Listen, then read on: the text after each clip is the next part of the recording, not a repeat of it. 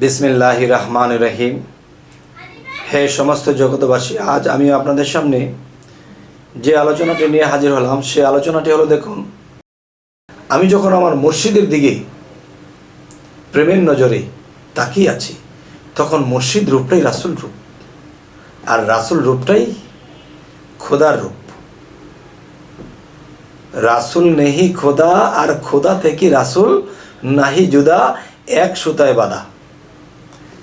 তাহলে আজকের মূলত কথা কি? যখন আমরা মুর্শিদের রূপের দেশে থাকব এবং সেই রূপে আমরা ডুবে যাব, আর এমনই ডুবতে হবে, একটা সাগরের মধ্যে একটা ঠিল্লা বা চারা ভাঙ্গা যদি ভেঙে ফেলে দেওয়া হয়, তখন সে টেউ টেউ করতে করতে একেবারে তলদেশে চলে যায়। ঠিক সেই মহাসাগরের তলে আমরা ডুবে যাব। যদি ডুবুরি হইতে পারি, তাহলে সাগরের তলদেশ থেকে আমরা হীরার দানা টোকায় আনতে পারবো। আর যদি ডুবুরি হইতে না পারি, তাহলে আমরা এই হীরার দানা টোকায় কখনোই আনতে পারবো না। তাই বলবো, স্বরূপেতে নিরুক রাখো, ডাকাডাকি লাগবে না কো। এই যে কথাটি বলা হয়েছে,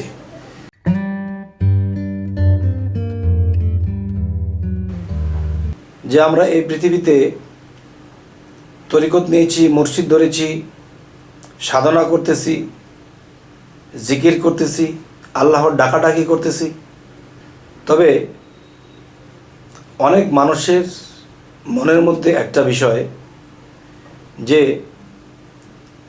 আল্লাহকে যেভাবে পাইবার কথা, যেভাবে আল্লাহকে রূপ দর্শন করার কথা, এভাবে তো হচ্ছে না। তাহলে আমাদের কি আল্লাহর ইবাদত, আল্লাহর সাধনা, আমল কর্ম এগুলো কি হচ্ছে না? তাহলে আমরা কি ভুল পথে আছি বা ভুল করতেছি? আচ্ছা,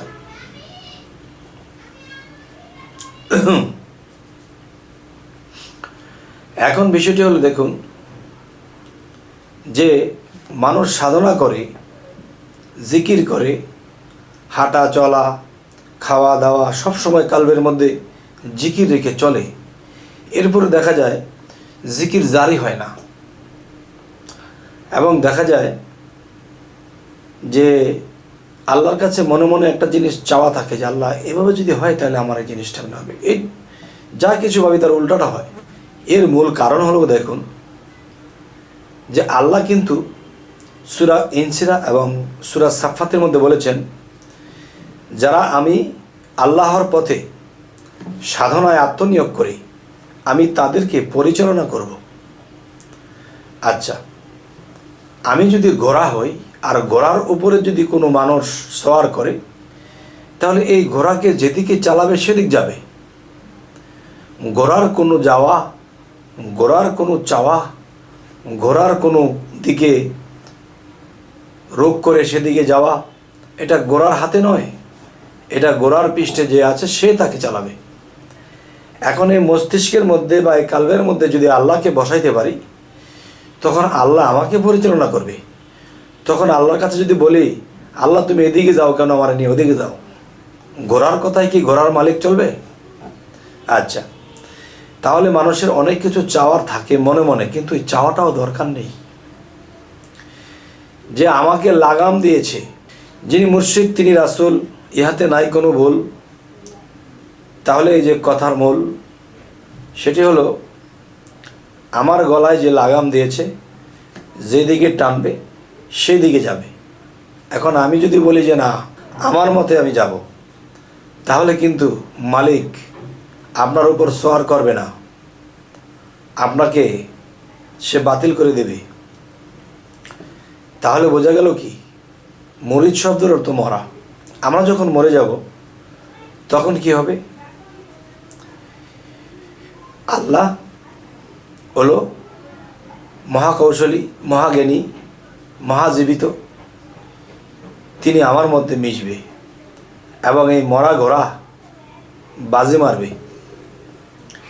তাহলে আমরা জীবিত হয়ে থাকলে কখনোই পারবো না। তবে আজকার যে কথা, সে কথাটি হলো কি, স্বরূপেতে নিরিখ রাখো, ডাকাডাকি লাগবে না কো। স্বরূপেতে নিরিখ রাখো, ডাকাডাকি লাগবে না কো। আচ্ছা, স্বরূপ শব্দের অর্থ কি? স্বরূপ শব্দের অর্থ আসে নিজের রূপ, নিজ রূপ। আচ্ছা, তাহলে স্বরূপেতে নিরিখ রাখো, ডাকাডাকি লাগবে না কো। দেখেন, আজকের আলোচনায় কিন্তু আপনারা যদি বুঝতে ভুল করেন তাহলে কিন্তু আমার উপর দোষ দেবে আল্লাহ। স্বরূপেতে নিরিখ রাখো বলতে আপনি কি বুঝবেন? আপনার নিজের রূপ আপনি সাধনা করবেন? এটা কখনোই করবেন না। আচ্ছা, এখানে বিষয় হলো স্বরূপ যদি নিজ রূপ হয় তাহলে মুর্শিদের রূপ কার রূপ? মুর্শিদের রূপটাই আপনার মনে করতে হবে। আর আপনার রূপটা যদি মুর্শিদ নিয়ে সেখানে বিলীন করে তাহলে দুই রূপে এক রূপ হবে। যখন হবে তখন দেখা যাবে, কিন্তু আমরা মুর্শিদ রূপেই থাকব। আচ্ছা, এখন দেখা যায় মানুষ যখন নামাজে বসে তখন বিভিন্ন সূরা পাঠ করে, এবং সূরাগুলো খেয়াল রাখতে হয় কয়টা সূরা পড়লাম, কোন সূরা আগে কোন সূরা পিছনে, এবং সেজদা গিয়ে কয়টা সেজদা দিলাম, 2টা দিলাম না 3টা দিলাম, অনেক সময় মন থাকে না। তাহলে ধ্যানের দেশে যারা ডুবে যায় তারা কিন্তু সূরা পাঠ করে না, তারা এক নামে সেই রূপের দেশে ডুব দিয়ে যায়। রূপের দেশে যখন ডুব দিয়ে দেয় তখন কি হয়, যে প্রেমের মানুষ বলে তারে পিঞ্জর হতে ছেড়ে গিয়া ঘুরে আবার আসতে পারে, এই দমের কোঠায় চাবি দিয়া হাস্তিকে নেস্তি করিয়া ফানাফিল্লার হালে গিয়া শ্রীকলা নগরে পরম বন্ধুর হবে দেখা বর্জক শহরে। পরম বন্ধুর হবে দেখা বর্জক শহরে, মরা হইয়া ধরছে যেজন লাখ পাইয়াছে অধরারে। এবার সুলতান নাসিরা মোকামে জলি এবং খফি দুয়ের শনে, গেলে দেখতে পাবে ধ্যানে মুর্শিদকে নজরে। আপনাকে হারাইলে পাওয়া যায় মাসুকের, এবার মুর্শিদ রূপ মিশিলে পরে তারে দেখিতে পারে আরো শীতে ছবির মতো নিরঞ্জন কয় তারে।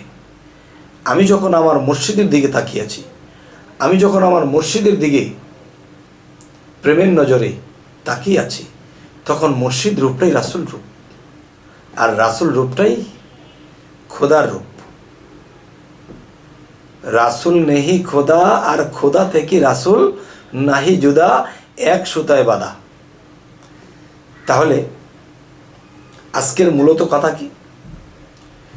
যখন আমরা মুর্শিদের রূপের দেশে থাকব এবং সেই রূপে আমরা ডুবে যাব, আর এমনই ডুবতে হবে, একটা সাগরের মধ্যে একটা ঠিল্লা বা চারা ভাঙ্গা যদি ভেঙে ফেলে দেওয়া হয় তখন সে টেউ টেউ করতে করতে একেবারে তলদেশে চলে যায়। ঠিক সেই মহাসাগরের তলে আমরা ডুবে যাব। যদি ডুবুরি হইতে পারি তাহলে সাগরের তলদেশ থেকে আমরা হীরার দানা টোকায় আনতে পারবো। আর যদি ডুবুরি হইতে না পারি তাহলে আমরা এই হীরার দানা টোকায় কখনোই আনতে পারবো না। তাই বলবো, স্বরূপেতে নিরিখ রাখো, ডাকাডাকি লাগবে না কো। এই যে কথাটি বলা হয়েছে যে স্বরূপেতে নিরিখ রাখলে তার ডাকাডাকি লাগবে না, এর মূল উদ্দেশ্য, তার এই মূল বিষয়টি, সেটি হলো কি? এর মূল বিষয় হলো, দেখুন, আপনি যাকে ডাকবেন যদি অনেক দূরে কেউ থাকে তাহলে তাকে এ ভাই, এ চাচা ডাকতে হবে। আর যদি আপনার সামনে বসে থাকে তখন কি আপনি ডাকবেন? ডাকতে হবে দূরে থাকলে। কাছে থাকলে আপনি তাকিয়ে আছেন। তাই এখানেই বলা হয়েছে স্বরূপেতে নিরিখ রাখো, ডাকাডাকি লাগবে না কো।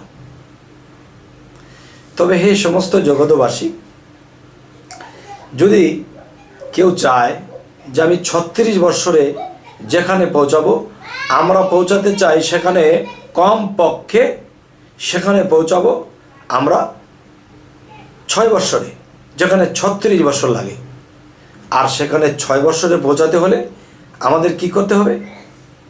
আমাদের এই কাজটি করতে হবে যে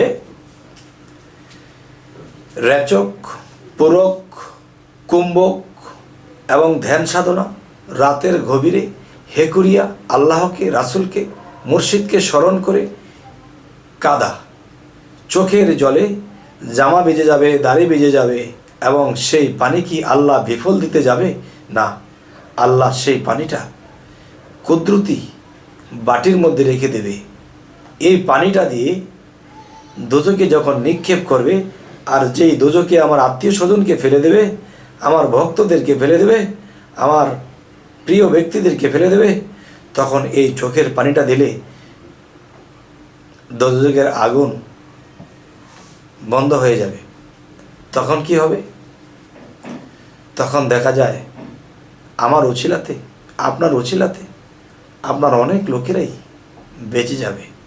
যাই হোক, যদিও শরীয়তের ভাষায় কথাটি বলে থাকি, কিন্তু এই কথাটি অন্য এক জায়গাতেই মিল আছে। তবে হে সমস্ত জগতবাসী, আপনাদের সামনে যে আলোচনাটি নিয়ে আসলাম, আজকের এই আলোচনা আপনাদেরকে কি বোঝাতে চাইলাম অবশ্যই জানাবেন, এবং কী ধরনের আলোচনা চাইছেন তাও জানাবেন, এবং আমাদের চ্যানেলটিকে সাবস্ক্রাইব করে রাখবেন, পরবর্তীতে যেন ভালো আলোচনা এনে দিতে পারি।